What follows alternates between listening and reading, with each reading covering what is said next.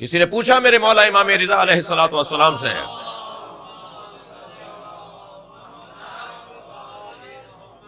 مولا آپ کربلا کی یاد پر اتنی زیادہ تاکید کیوں فرماتے ہیں؟ کیوں فرماتے ہیں کہ کربلا کو یاد رکھو؟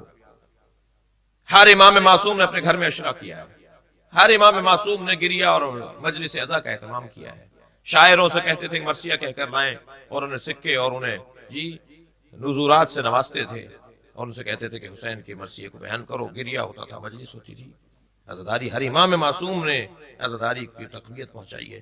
تو ایک شخص نے امام رضا سے پوچھ لیا، مولا آپ عزاداری کو اتنا کیوں اہمیت دیتے ہیں؟ کیوں حسین کی عزاداری کا اتنا خیال ہے آپ کو؟ فرمانے لگے کہ اگر غدیر کو نہ بھلایا گیا ہوتا تو کربلا نہ ہوتی، اگر غدیر کو نہ بھلایا گیا ہوتا تو کربلا نہ ہوتی، کیونکہ غدیر کو بھلا دیا گیا تو کربلا کی نوبت آ گئی۔ اب اگر تم نے کربلا بھی بھلا دی تو پھر اور کربلا ہونے والی نہیں ہے۔ تمہارا دین اگر اب محفوظ رہے گا تو کربلا سے رہے گا، تمہیں اگر اپنے آپ کو سنبھالنا ہے تو کربلا سے سنبھال پاؤ گے۔ اس سے بہتر کوئی نظام ہدایت نہیں ہے عزیزان گرامی، جسے فرش عزا امام حسین کہا جاتا ہے۔ مسلسل ایک علم کی بارش ہے، مسلسل ایک جد و جہد ہے جو امام حسین کے نام پر پوری دنیا میں نافذ ہے۔ متوجہ کر رہے ہیں آپ اپنے حلیوں سے، اپنے طریقوں سے، اپنے انداز سے، اپنی روش سے، اپنے رویوں سے، اور پوری دنیا توجہ کر رہی ہے، ہمیں کمی نہیں ہو رہی، مسلسل اضافہ ہے، مسلسل امام حسین کے چاہنے والوں میں اضافہ ہے۔ اور یہ بھی طے ہے کہ صرف شیعہ امام حسین کی عزاداری نہیں کر رہے، توجہ ہے، امام حسین کے عزادار صرف شیعہ نہیں ہے، امام حسین کے عزادار ہر بیدار ضمیر ہے، توجہ کر رہے ہیں، ہر بیدار ضمیر امام حسین کا عزادار ہے۔ خود مارا تھا، خود رو رہے ہیں، بڑوں نے مارا تھا، اولادیں رو رہی ہیں، جی میں تو سید ہوں، میرے بزرگ تو مدینے سے آئے، کوفے سے تو نہیں آئے، جی افریقہ کے جو سیاہ پوش ماتم کر رہے ہیں کیا وہ کوفے والوں کی اولادیں ہیں؟ یہ جو انگریز ماتم کر رہے ہیں اب اس وقت، یہ جو مسیحی ماتم کر رہے ہیں، جو ہندو پاکستان میں ہندوستان کے اندر ماتم کر رہے ہیں، عزاداری کر رہے ہیں، کیا یہ کوفے والوں کی اولادیں ہیں؟ کوفے والوں نے اگر مارا تھا اور اب کوئی اور رو رہا ہے تو کیا سارے کوفے والوں کی اولادیں ہیں؟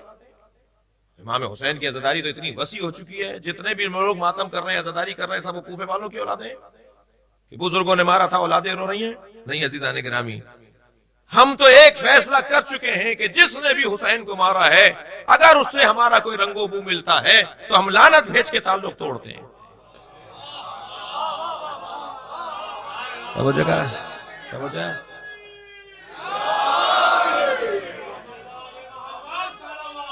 اللہم صلی علی محمد۔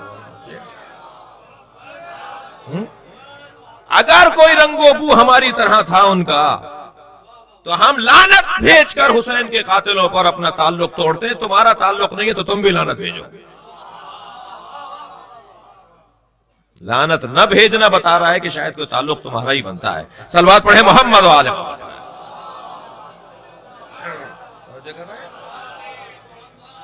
اس سے بلند صلوات دیا کریں نبی کے۔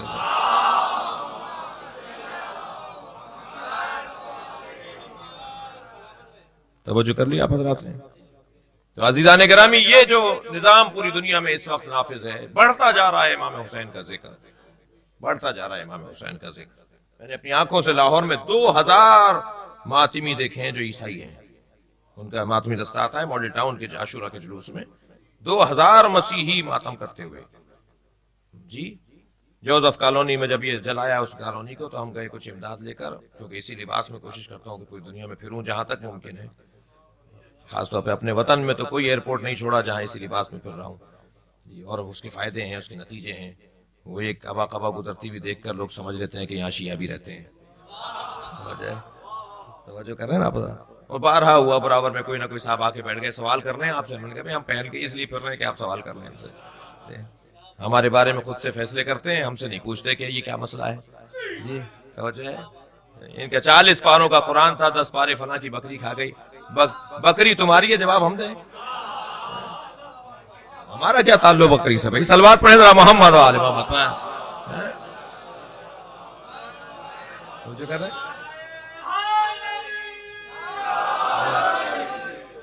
توجہ کر رہے ہیں آپ؟ تو عزیزان گرامی، یہاں در حقیقت امام حسین کی عزاداری اور امام حسین کا ذکر اتنا عام ہو چکا ہے جب ہم گئے جوزف کالونی میں تو انہوں نے مسیحیوں نے ہمیں دیکھ کر ایک نعرہ لایا، یسوع حسین زندہ باد، یسوع حسین زندہ باد۔ حضرت عیسیٰ کو بھی کہہ رہے ہیں زندہ باد، امام حسین کو بھی کہہ رہے ہیں یسوع حسین زندہ باد۔ جی اب حسین والے آئے ہیں، حسین والے آئے ہیں۔ امام حسین کا ذکر ہندو 85 میں دیکھ چکا ہوں پیڑ سندھ کے اندر، 200 سال پرانے پیڑ ہیں، علم لگے ہوئے ہیں 200 سال پرانے جو ہندوؤں نے لگائے ہوئے ہیں۔